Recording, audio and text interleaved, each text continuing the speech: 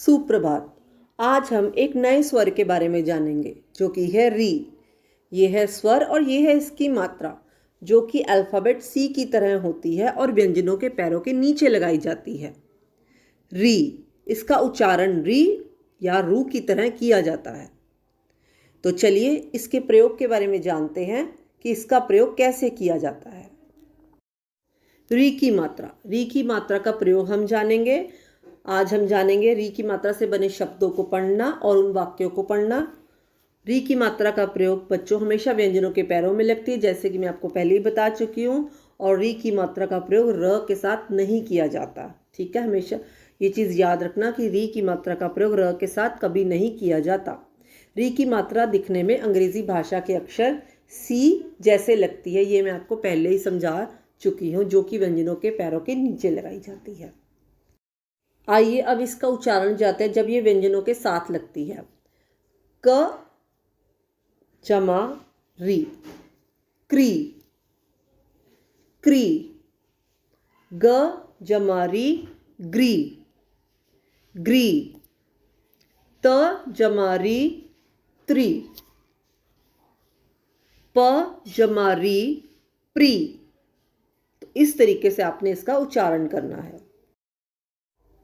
जैसे कि आपको पता है कि री की मात्रा अक्षर र के साथ प्रयोग नहीं की जाती। जी हाँ बच्चों, इसका री की मात्रा का र के साथ प्रयोग नहीं किया जाता। इसके स्थान पर री के मूल रूप, मतलब कि जो उसका वास्तविक रूप है, का ही प्रयोग किया जाता है। जैसे कि ऋषि, ऋषि में उच्चारण र का भी लगेगा आपको, लेकिन वहाँ पर हम इस तरीके से ऋषि ही लिखेंगे, हम ऋषि नहीं लिख सकते इस तरीके से। ठीक है, तो वहाँ पे इसका मूल रूप जो कि री का मूल रूप, यही री का वास्तविक रूप है, तो यहाँ पर हम इसके मूल रूप का प्रयोग करेंगे, ना कि र वाला।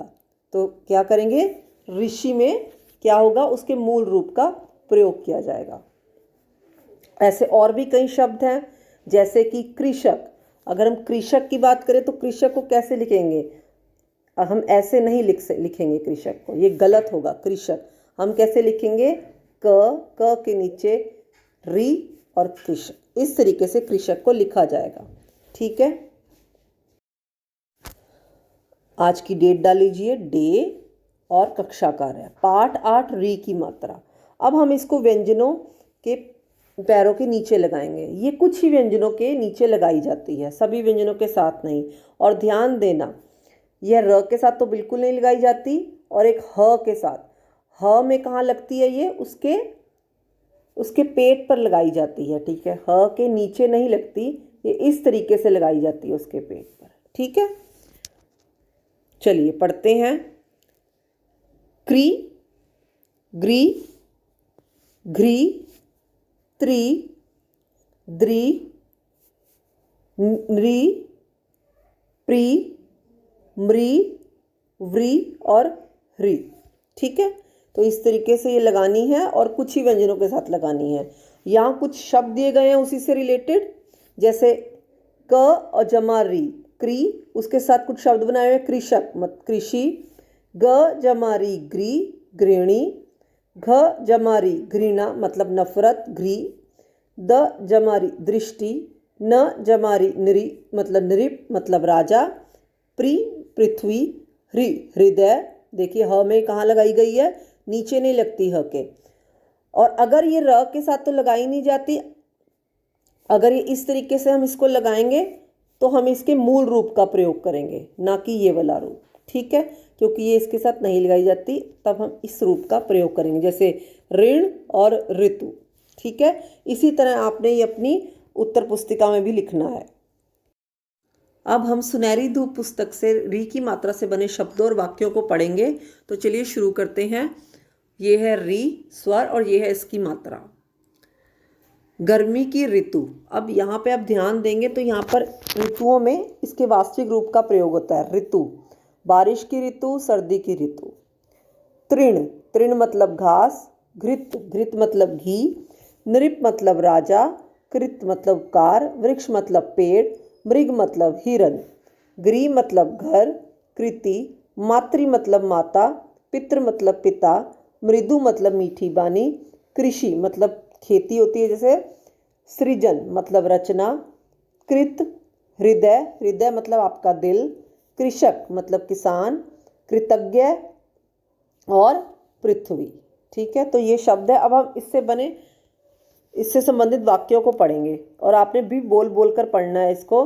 बारिश की ऋतु खूब आई जब, मतलब जब बारिश आई, हरियाली बिखरी जगह जगह तब, हरियाली बिखर गई। कृषक कृषि करता रहा, मतलब किसान कृषि करता रहा।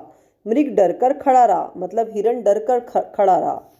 जब नृप धनुष बाण लाया, नृप मतलब राजा धनुष बाण लाया, तब मृग बहुत घबराया, मृग मतलब हिरण बहुत घबराया। अब यहाँ पर और भी वाक्य दिए गए हैं। वृक्ष महान धरती का भूषण, मतलब जो पेड़ हैं वह धरती के गहने हैं। ठीक है, फल फूल अमृत बरसता है। अब वृक्षों से क्या मिलता है? फल मिलते हैं, फूल मिलते हैं, तो क्या बरसता है? अमृत बरसता है। कृपा मिली शीतल छाया की, हमें छाया भी मिलती है पेड़ों से। जीवन सुख मिल जाता है। तो इस तरीके से आपने इसको पढ़ना है और यहाँ पे वृक्षों के बारे में बताया गया कि हम वृक्ष धरती का गहना है, धरती का भूषण है, इससे हमारी धरती सुंदर लगती है और इससे हमें क्या क्या मिलता है ये भी बताया गया है। ठीक है, आज का गृह कार्य है, जैसे कि ये हम पहले ही देख चुके हैं। आपने पाठ 8 लिखकर री की मात्रा व्यंजनों के साथ लगानी है। तो यही हमारा गृह कार्य है जिसको हम पहले ही पढ़ चुके हैं। ठीक है, तो चलिए आज के लिए इतना ही। धन्यवाद।